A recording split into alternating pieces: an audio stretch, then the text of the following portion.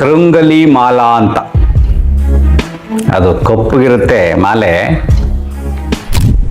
ತಮಿಳ್ನಾಡಲ್ಲಿ ಜಾಸ್ತಿ ಆಗಿದೆ ಈಗ. ಅಲ್ಲಿಂದ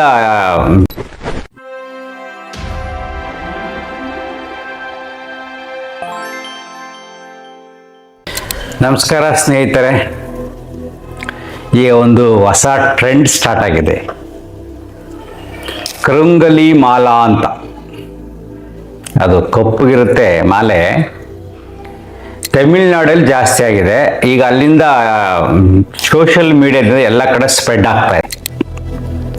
ಆ ಮಾಲೆಯನ್ನು ಧರಿಸಿದ್ರೆ ಯಾವುದೇ ರೀತಿಯಾದ ನೆಗೆಟಿವ್ ಎನರ್ಜಿ ನಮ್ಮ ಹತ್ರ ಬರೋದಿಲ್ಲ. ನಾವೇನೇನು ಅನ್ಕೊಂತೀವೋ ಆ ಎಲ್ಲ ಕೆಲಸಗಳಾಗತ್ತೆ ಅಂತ ಇದು ಹೊಸದಾಗಿ ಸ್ಟಾರ್ಟ್ ಮಾಡಿದ್ದಾರೆ. ಮೊದಲೆಲ್ಲ ಇರಲಿಲ್ಲ. ಮೊದಲೆಲ್ಲ ಇದ್ದಿದ್ದು ರುದ್ರಾಕ್ಷಿ ಮಾಲಾ, ತುಂಬ ಸ್ಟ್ಯಾಂಡರ್ಡ್ ಅದು. ಆ ರುದ್ರಾಕ್ಷಿನ ಉಪಯೋಗಿಸ್ಕೊಂಡು ತುಂಬ ವ್ಯಾಪಾರಗಳು ಮಾಡ್ತಾರೆ ತುಂಬ ಜನ. ಮತ್ತು ಆ ಆಧ್ಯಾತ್ಮಿಕವಾದ ಚಿಂತನೆಯಲ್ಲಿ ಎಲ್ಲರ ಮನಸ್ಸುಗಳನ್ನು ಬಂಧಿಸ್ತಾರೆ. ಈಗ ಸದ್ಗುರು ಅವರು ನೋಡಿ, ಶಿವರಾತ್ರಿ ದಿನ ಏನು ರಾಶಿ ರುದ್ರಾಕ್ಷಿ ಹಾಕ್ಬಿಟ್ಟು ಅದಕ್ಕೆಲ್ಲ ಆಶೀರ್ವಾದ ಮಾಡಿ ಎನರ್ಜೈಸ್ ಮಾಡಿ ಅದರ ಭಕ್ತರಿಗೆ ಕೊಡ್ತಾರೆ. ಅದೊಂದು ಟ್ರೆಂಡು. ಯಾರೂ ಕೂಡ ಯಾವುದಕ್ಕೂ ಯಾವುದೇ ಶಕ್ತಿಯನ್ನು ಕೊಡಲು ಸಾಧ್ಯವಿಲ್ಲ. ಮನುಷ್ಯ ಆ ವಸ್ತುವಿನಲ್ಲಿ ಯಾವ ರೀತಿಯಾದ ಗುಣಗಳಿದೆಯೋ ಆ ಗುಣ ಹಾಗೇ ಇರುತ್ತೆ. ಮೆಣಸೆಕಾಯಿ ಖಾರ ಇರುತ್ತೆ. ಒಬ್ಬ ದೊಡ್ಡ ಮಹಾನ್ ಗುರುಗಳದು ಮುಟ್ಟಿ ಸಿಹಿ ಮಾಡಿಬಿಡ್ಲಿ ನೋಡೋಣ, ಯೋಚನೆ ಮಾಡಿ ನೋಡಿ ಅಲ್ವಾ? ಸಿಹಿಯಾದ ಬಾಳೆಹಣ್ಣಿಗೆ ಆಪಲ್ ಟೇಸ್ಟ್ ಕೊಡೋಕ್ಕಾಗಲ್ಲ. ಅದ್ರ ಏನು ಗುಣ ಇದೆಯೋ ಗುಣಧರ್ಮ ಅದೇ ಇರುತ್ತೆ. ಸೊ ಇಲ್ಲಿ ರುದ್ರಾಕ್ಷಿ ಮಾಲೆ ಕಂಡೆಮ್ ಮಾಡ್ತಿಲ್ಲ, ನಿಮಗೆ ವಿಶ್ಲೇಷಣೆ ಮಾಡೋಕ್ಕೆ ಒಂದು ಉದಾಹರಣೆಗೆ ತಗೊಂಡಿದ್ದೀನಿ ಅಷ್ಟೇ, ಬೇರೇನಿಲ್ಲ. ಅವ್ರು ಕೊಡಲಿ, ಯಾರು ಹಾಕೊಳ್ಳಿ. ಈ ಕರುಂಗುಲಿ ಮಾಲದ ಬಗ್ಗೆ ಕ್ವಶನ್ಸ್ ತುಂಬ ಕೇಳ್ತಾ ಇದ್ದಾರೆ. ಅದ್ರ ಬಗ್ಗೆ ಕ್ರೇಜ್ ಜಾಸ್ತಿ ಆಗ್ತಾ ಇದೆ. ಸಮಾಜದಲ್ಲಿ ಏನಾಗ್ತಾ ಇದೆ, ಪದೇ ಪದೇ ಯಾವುದಾದ್ರೂ ಒಂದು ಸಮೂಹ ಸನ್ನಿ ಅಂತ ಕರಿತೀವಿ, ಆ ರೋಗ ಬರ್ತಾ ಇರುತ್ತೆ. ಒಂದು ಹೊಸದು ಉಟ್ಕೋತಾ ಇರುತ್ತೆ. ಅದು ಕಡಿಮೆ ಆದಾಗ ಇನ್ನೊಂದು ಬರುತ್ತೆ, ಸ್ವಲ್ಪ ದಿನ ಆದ್ಮೇಲೆ ಇನ್ನೊಂದು ಬರುತ್ತೆ. ಈಗ ತುಂಬ ನೋಡ್ಕೊಂಡು ಬಂದಿದ್ದೀವಿ. ಇದನ್ನು ಉಪಯೋಗಿಸ್ಕೊಂಡು ಏನು ಮಾಡ್ತಾರೆ, ಹಣ ಮಾಡ್ತಾರೆ, ಪಾಪ ಮೋಸ ಮಾಡ್ತಾರೆ. ಮತ್ತೆ ತುಂಬ ಸೋಷಿಯಲ್ ಸೈಕಾಲಜಿಕಲ್ ಪ್ರಾಬ್ಲಮ್ ಸ್ಟಾರ್ಟ್ ಆಗುತ್ತೆ. ಮನೆಗಳೆಲ್ಲ ಅದನ್ನು ಹಾಕ್ಕೊಂಡಿರ್ತಾರೆ. ಕೆಲವ್ರು ಏನೋ ಒಂದು ಹೇಳ್ಬಿಡ್ತಾರೆ, ಆ ಮಾಲೆ ಹಾಕೊಂಡ್ಮೇಲೆ ನೀನು ಅದು ಮಾಡಬಾರ್ದು, ನೀನು ಇದು ಮಾಡಬಾರ್ದು ಅಂತ. ಬಟ್ ಅವ್ನು ಮಾಡದೇ ಇರೋಕ್ಕಾಗಲ್ಲ, ಏನೋ ಮಾಡಿಬಿಡ್ತಾನೆ, ಅದು ಗಿಲ್ಟ್ ಪ್ರಾರಂಭ ಆಗುತ್ತೆ. ಈ ವಿಚಾರವಾಗಿ ಹೇಳಕ್ಕೆ ನಾನು ನಿಮ್ಗೆ ಹೇಳ್ತಾ ಇರೋದು.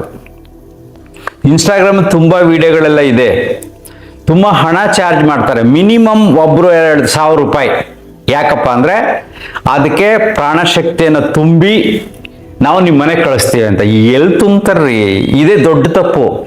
ನಾವು ಪೂಜೆ ಮಾಡಿ ಪ್ರಾಣಶಕ್ತಿಯನ್ನು ತುಂಬುತ್ತೇವೆ ಅಂದರೆ ಅವರು ಭಯೋತ್ಪಾದಕರಿದ್ದಂಗೆ ಡೈರೆಕ್ಟ್ ಮೋಸ. ಹೋರಾಟ ಮಾಡೋಕ್ಕೆ ತುಂಬ ಜನಕ್ಕೆ ಟೈಮ್ ಇಲ್ಲ, ಅವ್ರದ್ದೇ ಆದ ಬೇಕಾದ ಸಮಸ್ಯೆಗಳಿದೆ. ಮೌಢ್ಯ ಪ್ರತಿಬಂಧಕ ಕಾಯ್ದೆಯಿಂದ ಅವ್ರ ಮೇಲೆ ಕೇಸ್ ಹಾಕ್ಬೋದು. ಪ್ರಾಣ ಪ್ರತಿಷ್ಠಾಪನೆ ಮಾಡಿಕೊಡ್ತೀವಿ, ನಿಮ್ಮ ಮನೆಗೆ ಕಳಿಸ್ತೀವಿ, 1,000 ರೂಪಾಯಿ, 2,000 ರೂಪಾಯಿ, ಈ ಥರ ಹಣ ವಸೂಲಿ ಮಾಡ್ತಿದ್ದಾರೆ. ಅವರೆಲ್ಲ ಜೋರಾಗೆಲ್ಲ ಕಪ್ಪು ನಾಮಗಳು ಹಾಕೊಬಿಟ್ಟು, ಈ ವಿಭೂತಿ ಎಲ್ಲ ಹಾಕ್ಕೊಂಡು, ಜೋರ ಮಾಲೆಗಳೆಲ್ಲ ಹಾಕ್ಕೊಂಡು ಏನು ಲುಕ್ ಕೊಡ್ತಾರೆ ನಿಮಗೆ. ಇನ್ನೊಬ್ರು ಯಾರೋ ಒಂದು ಹಾಕೊಂಡ್ಬಿಡ್ತಾರೆ, ಇನ್ನೊಂದು ಏನು ಹೇಳ್ತಾರೆ. ಸೊ ಅದನ್ನೆಲ್ಲ ನೋಡಿ ನಂಬ್ತೀರಾ. ಇದೇ ಸಮಯಕ್ಕೆ ಆಸ್ಟ್ರಾಲಜರ್ಸ್ ಬರ್ತಾರೆ ಮಧ್ಯೆ. ಸ್ವಲ್ಪ ಆಸ್ಟ್ರಾಲಜಿ ಕಲ್ತಿರ್ತಾರೆ, ಪುಸ್ತಕಗಳಲ್ಲಿ ಓದ್ಬಿಟ್ಟು ಸಣ್ಣ ಪುಟ್ಟ ಒಂದಷ್ಟು ತಿಳ್ಕೊಂಡ್ಬಿಟ್ಟಿರ್ತಾರೆ. ಅವ್ರು ಸ್ಟಾರ್ಟ್ ಮಾಡ್ತಾರೆ. ಏನು ಶನಿ ಗ್ರಹದ ಕರೆಕ್ಟಾಗಿ, ಶನಿ ಅಂದರೆ ಎಲ್ಲರಿಗೂ ಭಯ ಇರುತ್ತಲ್ವಾ. ಈ ಕರುಂಗುಲಿ ಮಾಲ ಬೇರೆ ಕಪ್ಪಗಿರುತ್ತೆ. ಅದಕ್ಕೊಂದಷ್ಟು ಹೇಳ್ಬಿಟ್ಟು ಶ್ಲೋಕ ಹೇಳ್ಬಿಟ್ಟು ಹಿಂಗೆ ಮಾಡಿ ಹೀಗೆ ಮಾಡಿ ಅಂತ ಅವರೊಂದಷ್ಟು ಬರ್ತಾರೆ. ಇನ್ನೊಬ್ಬ ಕೇತು ಗ್ರಹ ಇಟ್ಕೊಂಡು ಬರ್ತಾನೆ. ಯಾವ ಗ್ರಹ ನಿಮ್ಗೆ ತುಂಬ ತೊಂದರೆ ಕೊಡುತ್ತೋ ಆ ಗ್ರಹ ಇಟ್ಕೊಂಡು ಬರ್ತಾನೆ. ಆ ಗ್ರಹ ದೋಷಕ್ಕೆ ಕರುಂಗುಲಿ ಮಾಲವನ್ನು ಈ ದಿನ ಧರಿಸಿ, ಈ ರೀತಿಯಾಗಿ ಧರಿಸಿ ನಾವು ಅದಕ್ಕೆ ಪ್ರಾಣ ಪ್ರತಿಷ್ಠಾಪನೆ ಮಾಡಿ ನಿಮಗೆ ಕಳಿಸ್ತೀವಿ, ಅದನ್ನು ಹಾಕೊಳ್ಳಿ. ಅವಾಗ ಎಲ್ಲ ನೆಗೆಟಿವ್ ಎನರ್ಜಿ ನಿಮ್ಮ ಹತ್ರ ಬರಲ್ಲ. ದೃಷ್ಟಿ ದೋಷ ಅಂತ ಉಪಯೋಗಿಸ್ತಾರೆ ಪದಗಳನ್ನು. ಯಾವುದು? ದೃಷ್ಟಿ ದೋಷ ಅಂತ ಒಂದು ಪದ ಪದೇ ಉಪಯೋಗಿಸ್ತಾರೆ. ಅಯ್ಯೋ, ಯಾವ ದೃಷ್ಟಿನೂ ಆಗಲ್ಲ ರೀ, ಯಾವ ದೋಷನೂ ಆಗಲ್ಲ ರೀ. ಎಲ್ಲ ನಿಮ್ಮ ಮನಸ್ಸಿನಲ್ಲಿದೆ ದೋಷಗಳು. ಈ ಮೌಢ್ಯಗಳಲ್ಲಿ ನಿಮ್ಮ ಮನಸ್ಸು ಬಂಧಿತವಾಗಿದೆ. ಬೇಕಾದ್ರೆ ಚೆಕ್ ಮಾಡಿ ನೋಡ್ರಪ್ಪ, ಅಮೆರಿಕದಲ್ಲಿ ಎಷ್ಟೊಂದು ಶ್ರೀಮಂತರಾಗಿದ್ದಾರಲ್ವಾ, ಅಲ್ಲಿ ಯಾವ್ದಾದ್ರು ಕರಂಗುಲಿ ಮಾಲ ಇದೆಯಾ? ರುದ್ರಾಕ್ಷಿ ಹಾಕೊಂಡಿರೋರು ನೋಡಿದ್ದೀರಾ ನೀವು? ವರಮಹಾಲಕ್ಷ್ಮಿ ಪೂಜೆ ಮಾಡಿರೋರು ನೋಡಿದ್ದೀರಾ? ಯಾವ್ದಾದ್ರು ವ್ರತಗಳು ಮಾಡಿರೋದು ನೋಡಿದ್ದೀರಾ? ಅವ್ರು ಬದುಕ್ತಾ ಇಲ್ವೇ?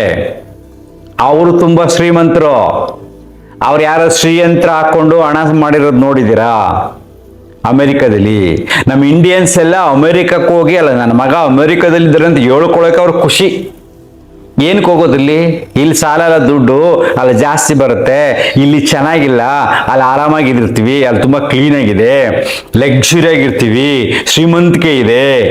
ಯಾವ ಈ ಮಾಲೆಗಳನ್ನು ಧರಿಸದೆ, ಯಾವುದೇ ವ್ರತ ಪೂಜೆಗಳನ್ನು ಮಾಡದೆ ಅವರು ಶ್ರೀಮಂತರಾಗಿದ್ದಾರೆ. ಅಮೆರಿಕನ್ಸ್ ಏನಾದ್ರೆ ಇಂಡಿಯಾಕ್ಕೆ ಬಂದು ಕೆಲಸ ಹುಡ್ಕೊಂಡು ಬರ್ತಿದ್ದಾರಾ? ನಮ್ಮಿಂದ ಬೇಕಾಶನ ಹೋಗ್ತಾರೆ. ಮೊನ್ನೆಲ್ಲ ಎಷ್ಟೊಂದು ಸ್ಕ್ಯಾಂಡಲ್ ಆಯ್ತು, ಕದ್ದೆಲ್ಲ ಹೋಗ್ತಾರೆ. ಅಷ್ಟೊಂದು ಆಕರ್ಷಣೆ ಏನಲ್ಲಿ? ಯಾವುದೂ ಇಲ್ಲ. ಎಲ್ಲ ಮೌಢ್ಯಗಳನ್ನ ಯುವ ಮನಸ್ಸುಗಳಲ್ಲಿ ಬಿತ್ತಿ ಅವ್ರನ್ನ ವೀಕ್ ಮಾಡ್ತಾ ಇದ್ದಾರೆ. ದುರ್ಬಲ ಮನಸ್ಸುಗಳಾಗ್ತಾ ಇದೆ. ನಂಬಿಕೆಗಳನ್ನ ಒಂದು ವ್ಯವಸ್ಥಿತವಾಗಿ ಒಂದು ಪ್ಲಾನ್ ಮಾಡಿಕೊಂಡು ಅಟ್ಯಾಕ್ ಮಾಡ್ತಿದ್ದಾರೆ ಯಂಗ್ಸ್ಟರ್ಸ್ ಮೇಲೆ. ಅದಕ್ಕೆ ಒಂದಷ್ಟು ಸಮಸ್ಯೆಗಳು ಜಾಸ್ತಿ, ಬೇರೆ ಕಾಂಪಿಟೇಷನ್ ಜಾಸ್ತಿ, ಪಾಪ್ಯುಲೇಷನ್ ಜಾಸ್ತಿ, ಕೆಲಸಗಳು ಸಿಗೋದಿಲ್ಲ. ಅವಾಗ ಏನಾಗುತ್ತೆ, ಅವ್ರು ತುಂಬ ಟೆನ್ಷನ್ ಇರ್ತಾರೆ. ಅವಾಗ ಯಾರು ಒಂದು ಹೇಳ್ಬಿಟ್ರೆ ಪರಿಹಾರ, ನಿನಗೆಲ್ಲ ನೆಗೆಟಿವ್ ಎನರ್ಜಿ ಹೋಗ್ಬಿಡುತ್ತೆ, ಎಲ್ಲ ಪಾಸಿಟಿವ್ ಆಗ್ಬಿಡುತ್ತೆ, ಹಂಗಾಗ್ಬಿಡುತ್ತೆ, ಹಿಂಗಾಗ್ಬಿಡುತ್ತೆ ಅಂತೀವಿ. ಅಲ್ಲೇನಿದೆ ಅಲ್ಲಿ US ಗೆ? ನಮ್ಮ ಇಂಡಿಯಾದ ಎಷ್ಟೊಂದು ಜನ ಹೋಗ್ತಾರೆ ಅಲ್ವಾ? ಸೊ ಅಲ್ಲಿಂದ ಏನಾದ್ರು ನೋಡಿ, ಯೋಚನೆ ಮಾಡಿ ನೋಡಿ, ಎಷ್ಟು ಜನ ಅಮೆರಿಕದಿಂದ ಭಾರತಕ್ಕೆ ಕೆಲಸ ಹುಡ್ಕೊಂಡು ಬರ್ತಾ ಇದ್ದಾರೆ ಅಂತ. ಇಲ್ಲ ರೀ, ನಾವು ಇಷ್ಟೆಲ್ಲ ಪದ್ಧತಿಗಳು ಇಟ್ಕೊಂಡು, ಇಷ್ಟೆಲ್ಲ ವ್ರತ ಪೂಜೆಗಳನ್ನು, ದೇವಸ್ಥಾನಗಳು ರಾಶಿ ಇಟ್ಕೊಂಡು, ಯಾಕೆ ನಮ್ಮಲ್ಲಿ ಇನ್ನೂ ಬಡತನ ಇದೆ? ಎಷ್ಟೊಂದು ಜನ ಇದ್ದಾರೆ, 80% BPL ಕಾರ್ಡ್ ಹೋಲ್ಡರ್ಸ್ ಇರೋದು. ಸೊ ಈ ಕರುಂಗುಲಿ ಮಾಲ ಅನ್ನೋದು ತಮಿಳ್ನಾಡಲ್ಲಿ ಜಾಸ್ತಿ ಆಯ್ತು. ಯಾಕೆಂದ್ರೆ ದೊಡ್ಡ ದೊಡ್ಡ ದೇವಸ್ಥಾನಗಳಿರೋದು ತಮಿಳ್ನಾಡಲ್ಲೇ. ಹಿಂದೆ ತಮಿಳ್ನಾಡಲ್ಲಿ ಜನಸಂಖ್ಯೆನಲ್ಲಿ ಸಮಸ್ಯೆಗಳಿತ್ತು, ಯಾವುದು ಬಡತನ ಇತ್ತು. ಅವ್ರು ಕೆಲಸ ಹುಡ್ಕೊಂಡು ಎಲ್ಲ ಕಡೆ ಹೋಗ್ತಾರೆ. ಎಲ್ಲ ದೇಶದಲ್ಲೂ ತಮಿಳಿನ್ಸ್ ಇರ್ತಾರೆ. ಈಗ ಸ್ವಲ್ಪ ಡೆವಲಪ್ ಆಗಿದೆ. ಬಡತನ ತುಂಬಾ ಜಾಸ್ತಿ ಇತ್ತು. ಎಲ್ಲಿ ಬಡತನ ಜಾಸ್ತಿ ಇದೆಯೋ ಅಲ್ಲಿ ಮೌಢ್ಯತೆ ಜಾಸ್ತಿ ಇರುತ್ತೆ, ಅಲ್ಲಿ ದೇವಸ್ಥಾನಗಳು ಜಾಸ್ತಿ ಇರ್ತವೆ. ಬೇಕಾದ್ರೆ ಗಮನಿಸಿ ನೋಡಿ, ತಮಿಳ್ನಾಡು ದೇವಸ್ಥಾನಗಳ ಹೋಗಿ ನೋಡಿ, ತುಂಬಾ ಬಡವರು ಜಾಸ್ತಿ ಇರ್ತಾರೆ. ಯಾಕೆಂದ್ರೆ ಅವರಿಗೆ ಶ್ರೀಮಂತಿಗೆ ಬೇಕು, ಬಡತನ ಹೋಗ್ಬೇಕು, ನೋವುಗಳು ಹೋಗ್ಬೇಕು, ರೋಗಗಳು ಹೋಗ್ಬೇಕು, ಸಮಸ್ಯೆಗಳು ಹೋಗ್ಬೇಕು. ಆಗ ಅಗೋಚರ ಶಕ್ತಿ ನಂಬಕ್ ಹೋಗ್ತಾರೆ. ಆ ಮನಸ್ಸುಗಳನ್ನು ಉಪಯೋಗಿಸ್ಕೊಂಡು ಕೆಲವರು ಏನ್ ಮಾಡ್ತಾರೆ, ಆಟ ಆಡ್ತಾರೆ, ಇಲ್ಲ ಸಲ್ಲದ ಶಾಸ್ತ್ರಗಳನ್ನ ತುಂಬ್ತಾರೆ ನಿಮ್ಮ ಮನಸ್ಸಿಗೆ. ಇವೆಲ್ಲ ಮೌಢ್ಯಗಳು. ಕರಂಗುಲಿ ಮಾಲ ಅನ್ನತಕ್ಕಂಥದ್ದು ಸಾಮಾನ್ಯವಾದದ್ದು ಅಷ್ಟೇ. ಅದ್ರಲ್ಲಿ ಏನಿರೋ ಯಾವ ದೃಷ್ಟಿ ಅನ್ನೋದೇ ಇಲ್ವಲ್ಲ, ಇನ್ನೇನು ದೃಷ್ಟಿ ದೋಷ ಬೇರೆ ಅಲ್ಲಿ ಯಾವ ದೃಷ್ಟಿಯೂ ಇಲ್ಲ. ಮನುಷ್ಯನ ಕಣ್ಣಿನಿಂದ ಒಂದು ಶಕ್ತಿ ಹೊರಗಡೆ ಬಂದು ನಿನ್ನನ್ನು ಫಾಲೋ ಮಾಡಿ ನಿನಗೆ ಕೆಟ್ಟದ್ದು ಮಾಡುತ್ತೆ ಅಂದ್ರೆ ನೀವು ಎಂಥ ದಡ್ರು ನೀವು ನೋಡಿ, ಅದು ನಂಬಕ್ಕೆ. ದೃಷ್ಟಿ ಯಾರು ಸುಂದರವಾಗಿರ್ತಾರೆ, ಅಥವಾ ನೀನೇ ನೋಡ್ಬಿಟ್ಟಿರ್ತಾರೆ, ದೃಷ್ಟಿ ಆಗ್ಬಿಟ್ಟಿರುತ್ತೆ ನಿನ್ಗೆ. ಏನಾಗ್ಬಿಟ್ರೆ ದೃಷ್ಟಿ ನೋಡಿದ ತಕ್ಷಣ ಶಕ್ತಿ ಬಂದ್ಬಿಟ್ಟು ಅವ್ನ ಒಳಗೆ ಸೇರ್ಕೊಂಡ್ಬಿಟ್ಟು ಆಗತ್ತಾ? ಇಲ್ಲ. ಇವನೇನಾರು ಅಂದ್ರೆ ಅದನ್ನ ಅವ್ನು ಕೇಳಿಸ್ಕೊಂಡ್ರೆ, ಅದನ್ನ ಅವ್ನ ಮನಸ್ಸಲ್ಲಿ ಇಟ್ಕೊಂಡ್ರೆ, ಅದ್ರ ಬಗ್ಗೆ ಭಯ ಪಟ್ರೆ, ಅಥವಾ ಅದ್ರ ಬಗ್ಗೆ ಕೊರಗಿದ್ರೆ, ಅದ್ರ ಬಗ್ಗೆ ಯೋಚನೆ ಮಾಡ್ತಾನೆ ಇದ್ರೆ ಅದು ದೃಷ್ಟಿ ದೋಷ ಅನ್ನೋದು. ನಾನು ಯಾರಿಗೋ ಹೇಳ್ಬಿಟ್ಟಿರ್ತೀನಿ, ಒಂದು ಯಾವುದೊಂದು ಪದ, ಕೆಟ್ಟ ಪದ ಉಪಯೋಗಿಸ್ಬಿಟ್ಟಿರ್ತೀನಿ.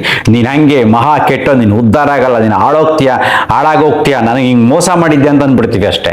ಅವನೇನೊಂದು ಸಣ್ಣ ಪುಟ್ಟ ಮಾಡಿರ್ತಾನೆ, ಅದ್ರ ಬಗ್ಗೆ ಅವನು ಯೋಚನೆ ಮಾಡಿದ್ರೆ ಅದು ದೋಷ. ಅದು ನಮ್ಮನ್ನ ಕಾಡುತ್ತೆ. ಸುಮ್ಮನೆ ನೋಡ್ಬಿಟ್ರೆ, ಒಬ್ಬನ ಬಗ್ಗೆ ನಾನು ಕೆಟ್ಟದಾಗಿ ಯೋಚನೆ ಮಾಡಿಬಿಟ್ರೆ ಅದೋಗ ಅವನ ಮೇಲೆ ಏನು ಎಫೆಕ್ಟ್ ಆಗಲ್ಲ. ನಾನು ಯೋಚನೆ ಮಾಡೋದ್ರೆ ನನ್ನ ಮನಸ್ಸು ಕೆಟ್ಟದಾಗತ್ತೆ, ನನ್ನ ದೇಹ ಹಾಳಾಗತ್ತೆ, ನನಗೆ ಅನಾರೋಗ್ಯ ಬರುತ್ತೆ. ಸೊ ಯಾವ ದೃಷ್ಟಿ ದೋಷಗಳು ಇಲ್ಲ. ಇವೆಲ್ಲ ದುರ್ಬಲ ಮನಸ್ಸಿನ ಸ್ಥಿತಿಗಳು. ಈ ದುರ್ಬಲ ಮನಸ್ಸನ್ನ ಇಟ್ಕೊಂಡು ಬೇಕಾಶನ ಆಟಗಳನ್ನು ಆಡ್ತಾರೆ. ಇದು ಮಾಡೋ ಹೋಗುತ್ತೆ, ಅದು ಮಾಡೋ ಹೋಗುತ್ತೆ, ಇದು ಮಾಡೋ ಹೋಗುತ್ತೆ ಅಂತ. ಅದೇ ರೀತಿ ಕರಂಗುಲಿ ಮಾಲ, ಈ ಜೂಟಾಟ ಮೀಡಿಯಾದಲ್ಲಿ ಏನೇನೆಲ್ಲ ಹೇಳ್ತಾರಲ್ವಾ, ಜೂಟಾಟದಲ್ಲಿ ಅದೇ ರೀತಿ ಇದೊಂದು ಜೂಟಾಟ ಅನ್ಕೊಳ್ಳಿ. ಅವತ್ತ ಯಾವುದು ಆಗೋದಿಲ್ಲ ರೀ. ನಿಮ್ಮನ್ನ ನೀವು ನಂಬ್ರಿ. ಈ ಎಲ್ಲ ನಾನಾ ವೇಷಗಳನ್ನು ಹಾಕೊಂಡು ಕೊತ್ತಲೆಲ್ಲ ರಾಶಿ ಹಾಕೊಂಡು ಮಾಡ್ತಾರಲ್ಲ, ಅವರೆಲ್ಲ ಡೂಪ್ಲಿಕೇಟ್. ಅಂದ್ರೆ ನಿಮ್ಮ ಭಾವನೆಗಳನ್ನ ಉಪಯೋಗಿಸ್ಕೊಂಡು ವೇಷಗಳನ್ನು ಹಾಕೊಂಡು ಆಟ ಆಡೋ ರೀತಿ ಅಷ್ಟೇ, ಬೇರೆ ಏನೇನು ಇಲ್ಲ. ಅರ್ಥ ಆಯ್ತಾ? ಬೇಕಾದ್ರೆ ಟೆಸ್ಟ್ ಮಾಡಿ ನೋಡಿ. ಮಾಲೆ ಹಾಕೊಂಡವರೆಲ್ಲ ಸಕ್ಸಸ್ ಆಗೋಂಗಿದ್ದಿದ್ರೆ ಅಮೇರಿಕಾಗಿನ್ನ ಟಾಪ್ ಅಲ್ಲಿ ಇರ್ಬೇಕಾಗಿತ್ತು ನಾವು. ಅರ್ಥ ಆಯ್ತಾ? ಅದನ್ನ ಮೀರಿಸಬೇಕಾಗಿತ್ತು. ಎಲ್ಲ ಶ್ರೀಮಂತ ರಾಷ್ಟ್ರಗಳನ್ನ ಮೇಲ್ ಬರ್ಬೇಕಾಯ್ತು. ಯಾಕಂದ್ರೆ ಅಷ್ಟೊಂದು ಜನ ನಮ್ಮಲ್ಲಿ ಮಾಲೆಗಳು ಹಾಕೊಂಡಿರ್ತಾರೆ, ಒಂದೊಂದು ಹಬ್ಬಕ್ಕೆ ಒಂದೊಂದಷ್ಟು ಮಾಲೆಗಳು ಹಾಕೊಂಡಿರ್ತಾರೆ ಅಲ್ವಾ? ಅಯ್ಯಪ್ಪ ಮಾಲೆ ಹಾಕೊಂಡಿರೋರೆಲ್ಲ ಶ್ರೀಮಂತರಾಗಿದ್ರೆ ನಮ್ಮ ದೇಶ ಹೆಂಗಿರ್ತಿತ್ತು ಗೊತ್ತಾ? ಸೊ ದತ್ತ ಮಾಲೆ ಹಾಕೊಂಡ್ರೆಲ್ಲ ಶ್ರೀಮಂತರಾಗಿದ್ದಿದ್ರೆ ನಮ್ಮ ದೇಶ ಹೆಂಗಿರ್ತಿತ್ತು ಅಲ್ವಾ? ಯೋಚನೆ ಮಾಡಿ ನೋಡಿ. ಇವೆಲ್ಲ ನಂಬಿಕೆಗೆ ಸಂಬಂಧಪಟ್ಟ ವಿಚಾರ. ಹಾಕೊಳ್ಳಿ, ಮಾಡ್ಕೊಳ್ಳಿ, ಮೋಸ ಹೋಗ್ಬೇಡಿ. ಒಂದಂತೂ ಸತ್ಯ, ಮಾಲೆ ಹಾಕೊಳ್ಳೋದ್ರಿಂದ ಪರಿವರ್ತನೆ ಆಗೋದಿಲ್ಲ. ಪರಿಸ್ಥಿತಿಯನ್ನ ಅರ್ಥ ಮಾಡಿಕೊಂಡು ಸ್ವೀಕರಿಸಿ ಕಾಯ ವಾಚ ಮನಸ್ಸ ಶ್ರದ್ಧೆಯಿಂದ ಕೆಲಸ ಮಾಡಿದ್ರೆ, ನಿನ್ನನ್ನು ನೀನು ನಂಬಿದ್ರೆ ಆಗ ಮಾತ್ರ ಸಕ್ಸಸ್ ಬರುತ್ತೆ. ಸಕ್ಸಸ್ ಯಾವುದೇ ಸಕ್ಸಸ್ ದಿಢೀರಂತ ಬರೋದಿಲ್ಲ. ಅರ್ಥ ಆಗ್ತಿದ್ಯಾ? ಎಲ್ಲ ಮೌಢ್ಯಗಳನ್ನು ಈಗ ಬಿತ್ತಾ ಇರೋದು ಜಾಸ್ತಿ ಈ ಪೊಲಿಟಿಷಿಯನ್ಸು, ಈ ರಾಜಕಾರಣಿಗಳು. ನೋಡಿ, ಏನಾರು ಒಂದು ಹುದ್ದೆಯನ್ನು ಪಡಿಬೇಕಾದ ಆಸೆಯಿಂದ, ಈಗ ಮೊದಲು ಡಿ ಕೆ ಶಿವಕುಮಾರ್ ಅವರು ಅಷ್ಟು ಹೋಗ್ತಿರ್ಲಿಲ್ಲ. ಒಂದು ಉದಾಹರಣೆ ಹೇಳ್ತೀನಿ, ಎಲ್ಲಾ ದೇವಸ್ಥಾನಗಳಿಗೂ ಹೋಗ್ತಾ ಇರ್ತಾರೆ. ಯಾಕಂದ್ರೆ ಅವ್ರು CM ಆಗ್ಬೇಕು. ಅವರ ಆಸೆ ತಪ್ಪು ಅಂತ ನಾನು ಹೇಳೋದಿಲ್ಲ, ಆದ್ರೆ ಅದಕ್ಕೆ ಪೂರಕವಾಗಿ ಭಕ್ತಿ ಬರಬೇಕು. ಅವ್ರು ಹೇಳ್ತಾ ಇರ್ತಾರೆ, ನನ್ನ ಪ್ರಯತ್ನ ಫೇಲ್ಯೂರ್ ಆದ್ರೂ ಕೂಡ ನನ್ನ ಪೂಜಾ ಫಲ ನನ್ನ ಕಾಪಾಡುತ್ತೆ, ಭಕ್ತಿ ಕಾಪಾಡುತ್ತೆ ಅಂತ ಹೇಳ್ತಾರೆ. ಅದನ್ನ ಬೇರೆಯವ್ರು ನೋಡಿದಾಗ, ನೋಡಿ ಅವ್ರು ಹಂಗೆ ಹೇಳ್ತಾರೆ, ನಾವು ಹಂಗೆ ಮಾಡೋಣ, ಎಲ್ಲ ನಮ್ಮನ್ನು ಕಾಪಾಡುತ್ತೆ. ಅದಕ್ಕೆ ಎಲ್ಲಾ ದೇವಸ್ಥಾನಗಳು ರಶ್. ಇನ್ನು ದರ್ಶನ್ ಒಂದು ಮಾಡಲ್ಲ. ಆಯಪ್ಪ ಒಂದು ಸಿಂಪಲ್ ಫೋನ್ ಕಾಲ್ ಮಾಡಿ ಈ ತರ ಸಮಸ್ಯೆ ಕೊಡ್ತಿದ್ದಾರೆ ಅಂತ ಪೊಲೀಸ್ ಸ್ಟೇಷನ್ ಮಾಡಿದ್ರೆ ಅವ್ನು ಹಿಡಿದು ಒಳಗಾಕಿರೋ ಪ್ರಾಬ್ಲಮ್ ಸಾಲ್ವ್. ತಾಳ್ಮೆ ಇದ್ದಿದ್ರೆ, ಇದಕ್ಕೆ ಮನಸ್ಥಿತಿ ಬಗ್ಗೆ ವಿಶ್ಲೇಷಣೆ ಕೊಡೋಕೆ ನಾನು ನಿಮ್ಗೆ ಹೇಳ್ತಾ ಇದ್ದೀನಿ. ತಾಳ್ಮೆ ಇದ್ದಿದ್ರೆ, ಬುದ್ಧಿ ಉಪಯೋಗಿಸಿದ್ರೆ ಸಿಂಪಲ್ ಆಗಿ ಹೋಗ್ತಾ ಇತ್ತು. ಆದ್ರೆ ಅಲ್ಲಿ ಅಹಂಕಾರ ಬಂತು, ಮದ ಬಂತು, ಮತ್ತು ಬಂತು. ಅದನ್ನು ಎಷ್ಟೊಂದು ಸಫರ್ ಮಾಡಿದ್ರಲ್ವಾ, ಎಷ್ಟೊಂದು ನೋವಾಯ್ತಲ್ವಾ? ಸೊ ಹಿಂಗೆ ಮನಸ್ಸು ಪ್ರಶಾಂತವಾಗಿದ್ದರೆ, ತಾಳ್ಮೆಯಿಂದ ಇದ್ರೆ ಯಾವ ಪೂಜೆ ಪುನಸ್ಕಾರದ ಅವಶ್ಯಕತೆಯೂ ಇಲ್ಲ. ಈಗ ನಾವು ಡಿ ಕೆ ಶಿವಕುಮಾರ್ ಬಗ್ಗೆ ಉದಾಹರಣೆ ಹೇಳಿದ್ನಲ್ಲ, ಅವ್ರು ಎಷ್ಟೊಂದು ಪೂಜೆ ಮಾಡಿದಾಗ ಜನಗಳು ಫಾಲೋ ಮಾಡಕ್ಕೆ ಸ್ಟಾರ್ಟ್ ಮಾಡ್ತಾರೆ, because is A great leader. So ಅವಾಗ ಏನ್ ಮಾಡ್ತಾರೆ, ಅವ್ರು ಯಾವುದು ಹೇಳೋ ಹೋಮ ಮಾಡ್ತಾರೆ, ಪೂಜೆ ಮಾಡೋ ಆಸೆ ಏನಾರು ಆಗ್ಲಿ ಈ ಗುದ್ದನ್ ಪಡಿಬೇಕು ಅಂತ. ಆದ್ರೆ ಬರೀ ಪೂಜೆ ಮಾಡಿ ತಗೊಳಕ್ ಆಗಲ್ಲ. ಅವರು ಸಾನೇ ಕಷ್ಟಪಡ್ಬೇಕಾಗತ್ತೆ, ಬೇಕಾಸ್ ದುಡ್ಡನ್ನ ಖರ್ಚು ಮಾಡ್ಬೇಕಾಗತ್ತೆ, ಹೋರಾಟ ಮಾಡ್ಬೇಕಾಗತ್ತೆ. ಪೂಜೆನೆ ಫಲ ಕೊಡುವುದಿಲ್ಲ. ಈಗ ಮಾಡ್ಬಿಟ್ರೆ ಆಗೋದಿಲ್ಲ, ಮೊದಲಿಂದ ಮಾಡ್ಕೊಂಡು ಬರ್ಬೇಕಾಗಿತ್ತು. ಮೊದಲಿಂದ ಮಾಡಿಕೊಂಡು ಪರ್ಫೆಕ್ಟ್ ಆಗಿ ದೈವಿ ಪೂಜೆಯನ್ನು ಮಾಡ್ಕೊಂಡು ಬಂದಿದ್ರೆ ಅವ್ರು ಇಷ್ಟು ಶ್ರೀಮಂತರಾಗುತ್ತಿರಲಿಲ್ಲ. ಸೊ ಇದು ಒಳ ಅರ್ಥವನ್ನು ನೀವು ಅರ್ಥ ಮಾಡ್ಕೊಳ್ಳಿ. ನನ್ನ ಪ್ರಯತ್ನ ಮತ್ತೆ ನನ್ನ ಚಿಂತನೆ ಸರಿಯಾಗಿರ್ಬೇಕು. ಅರ್ಥ ಆಗ್ತಿದ್ಯಾ? ಕರುಂಗುಲಿ ಮಾಲಾ ಅನ್ನತಕ್ಕಂಥದ್ದು ಒಂದು ಮಾಯಾ ಜಾಲ. ಸೊ ಅದರಲ್ಲಿ ಏನೇನೂ ಇಲ್ಲ, ಸಾಮಾನ್ಯವಾದ್ದು. ಖುಷಿ ಕೊಟ್ರೆ ಹಾಕೊಳ್ಳಿ, ಜಾಸ್ತಿ ದುಡ್ಡು ಖರ್ಚು ಮಾಡೋಕ್ಕೆ ಹೋಗ್ಬೇಡಿ. ಬಟ್ ನೆನ್ಪಿಟ್ಕೊಳ್ಳಿ, ಅದೊಂದೊಂದು ಸಾರಿ ಕೆಲವರು ಮೌಢ್ಯಗಳು ಒಂದಲ್ಲ ಒಂದು ರೀತಿಯಲ್ಲಿ ರಿವರ್ಸ್ ಹೊಡಿತದು. ಯಾವ್ದಾರ ಫೇಲ್ಯೂರ್ ಆದಾಗ ನಿಮ್ಮಲ್ಲಿ ಒಂದರ ಗಿಲ್ಟ್ ಕಾಡಕ್ಕೆ ಸ್ಟಾರ್ಟ್ ಆಗುತ್ತೆ, ಅಪನಂಬಿಕೆ ಸ್ಟಾರ್ಟ್ ಆಗುತ್ತೆ, ನಂಬಿಕೆನಲ್ಲೇ ನಿಮಗೆ ಸಮಸ್ಯೆಗಳು ಸ್ಟಾರ್ಟ್ ಆಗ್ತವೆ. ಇದನ್ನ ನೆನ್ಪಿಟ್ಕೊಳ್ಳಿ. ರಿಮೆಂಬರ್, ಮನಸ್ಸನ್ನ ಖಾಲಿ ಮಾಡಿ, ಚೆನ್ನಾಗೆ ತಿಂದ್ರಿ, ಕರಗಿಸಿ, ಕೆಲಸ ಮಾಡಿ, ನೆಮ್ಮದಿಗೆ ನಿದ್ರೆ ಮಾಡಿ, ಅಂತರ್ಮುಖಿ ಸದಾ ಸುಖಿ. Thank you.